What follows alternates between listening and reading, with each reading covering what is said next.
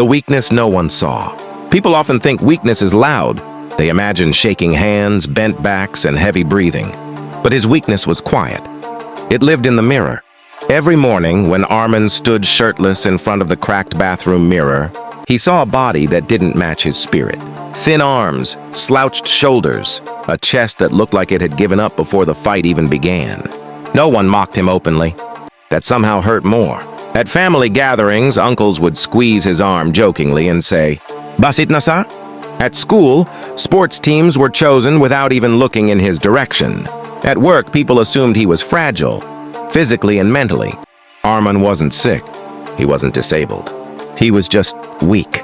And the worst part? He hated himself for it.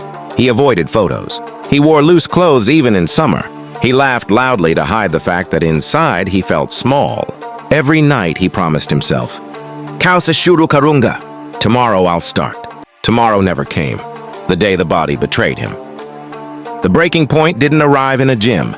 It arrived on a staircase. One evening, carrying a simple box up to the second floor of his apartment, Arman felt his arms tremble.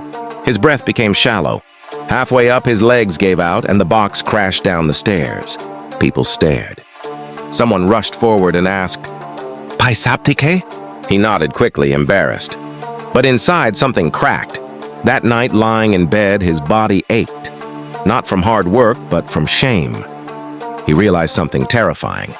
If his body was this weak now, what would happen in 10 years? What kind of man would he become if he kept avoiding discomfort? For the first time, the question wasn't about looks. It was about survival. The first humiliation. The next morning, Arman walked into a local gym. The smell hit him first. Iron, sweat, effort. Men and women moved with confidence. Muscles flexed. Weights slammed. Mirrors reflected power. Arman felt like an intruder. He picked up a pair of light dumbbells. His arms shook after 10 reps.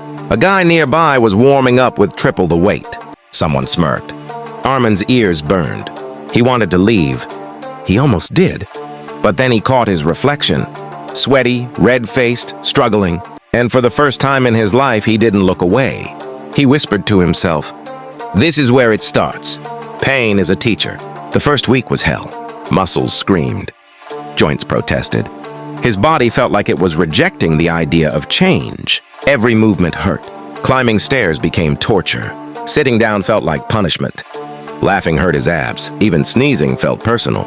He skipped days, then came back, then skipped again. But something had shifted. This pain felt earned. It wasn't the pain of regret. It was the pain of effort. Each sore muscle was proof that he had shown up. Discipline over motivation. Motivation betrayed him often. Some mornings, the bed felt warmer than his dreams. Some evenings, exhaustion whispered, "You've done enough." That's when Arman learned the most important lesson. Strong bodies aren't built on motivation.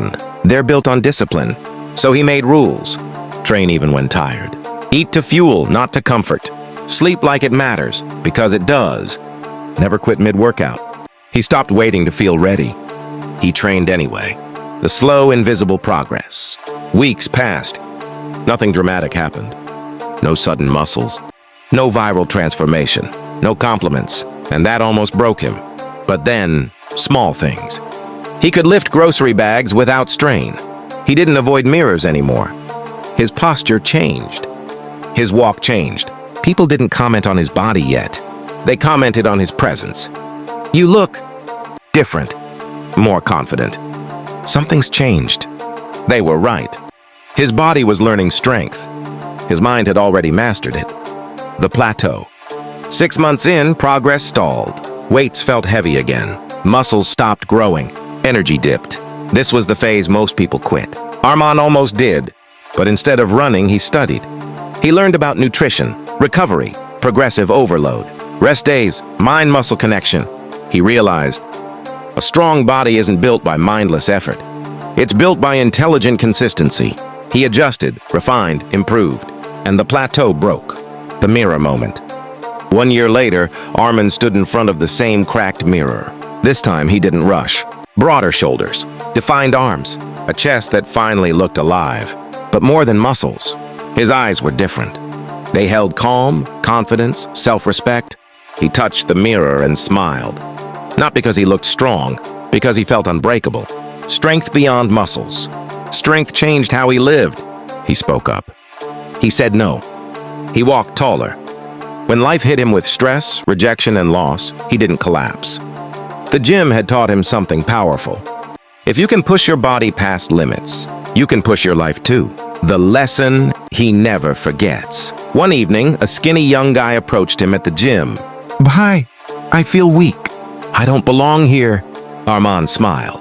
The same smile of someone who remembers pain. "You belong here more than anyone," he said.